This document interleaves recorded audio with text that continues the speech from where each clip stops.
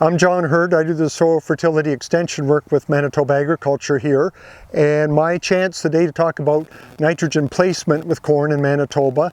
And first of all, we have the survey that was done in 2017, and it shows like there's 12 different ways that Manitoba farmers put on nitrogen in different places. So there's no one way that fits all. About 30% of the farmers were putting on nitrogen in the fall, either banded, mostly banded, some broadcast.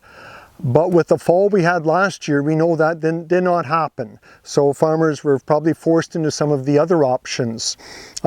Generally it tends to be those farmers on the clay soils that do more of the fall placement, so they don't have to do tillage in the spring. This spring, a lot of farmers on the sandier soils, they tend to do spring fertilizer placement anyways. A lot of that is broadcast and worked in. And I think a lot of the folks on the clay soils this year did that also. As a bit of a follow-up to that, we did quite a number of calibrations this spring. I think about 9 units of either spin spreaders or pneumatic spreaders, basically validating or testing the spread pattern. We use these small pans for some, and then some of the companies like Amazon that makes a sophisticated spin spreader, they have these type of trays.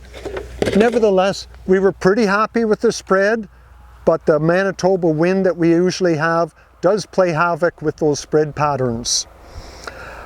But what a lot of this study looks at, what are the options for in-season nitrogen?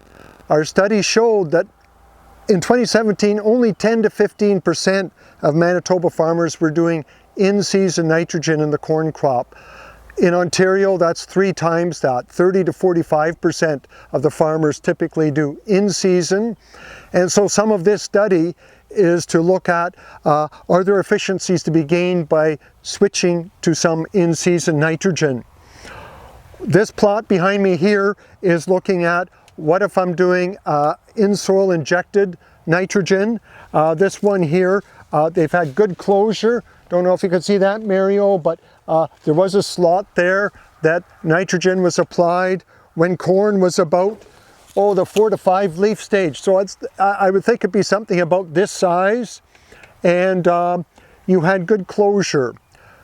This has not always been the case in my observations in Manitoba. We've had some cases where we've actually had losses where UAN is dribbled into a slot without closure.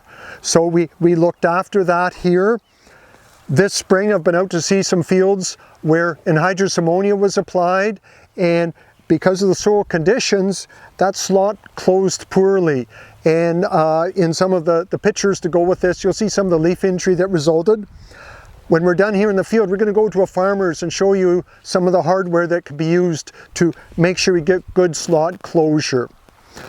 One thing that I'm reminded is that farmers may not choose to go this way in Manitoba, because if we get wet June conditions, it is hard to get in the fields. We just don't have enough tile drainage yet.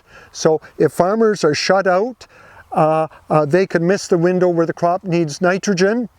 So let's go next door and we'll look at some options that have come along to do in-season nitrogen. May open that window a little longer. In this case here, the study looked at a surface dribble of 28% nitrogen, and we have here behind me some of the units that are being commercially produced. This is like a Model T version of the Y-drop applicator, but these were kind of first off the block, where they would place 28% nitrogen close to the stalk and then allow uptake of the plant, and this would through the high clearance sprayers be allowed to apply. The farmer who's hosting us here has made his own Y-drop units, as many farmers have, and I rode with Myron's unit. He actually applied nitrogen in 20-inch row corn, so it can be done in narrow row corn also. Has some flex to it so that it can work. Yeah, there's this flex model, and I see he's brewed up one with a spring I've been out, there's a lot of imaginative Manitoba farmers that have developed their own type of units. I think Lanny will have discussed the fact that he's looked at various timings of when to put it on, and that I have some plants here that I think that most of the timings in this plot are done more this stage of corn. We can wide drop or put nitrogen into advanced corn, but just because we can doesn't mean we should. The Manitoba corn growers had 21 farmers do studies, and really the only time that there was yield loss by doing in-season nitrogen was when we waited too long. We held that nitrogen too long, and a lot of cases the advantage was to going at the earlier stage. So that's always been my suggestion, is just because placement may let you go late in the crop growth doesn't mean you should. Here we are in the machinery shed looking at the Anhydrous ammonia applicator used this spring. Here we have a cutting disc to cut through the residue or whatever in the interrow area. Here is the shank that injects the anhydrous ammonia, 3 to 5 inches deep. And under normal good soil tilth, soil will fill in and capture that ammonia. But this past spring, I was out to several fields where that slot tended to remain open. We were getting a little bit of discoloration and damage to the corn leaf from ammonia. So this has mounting hardware that has 2 closing discs that will allow to pull some soil back and seal. And that probably should be considered by more farmers if they're in springs where we have the tilth isn't sufficient to allow soil to fill in and cover up that escaping ammonia. Is that, can I tell in season whether the plant is going to be short of nitrogen or not? And really, when we want to make those decisions, we're maybe working more on plants maybe this height, and sometimes we have enough nitrogen within the system to grow a good looking plant to that height, where when we get to these later stages, sometimes it may be too late to come back and rescue. But if we're looking at the color, it's pretty tough to tell by coloring unless you have a true reference strip of your field versus a high nitrogen check.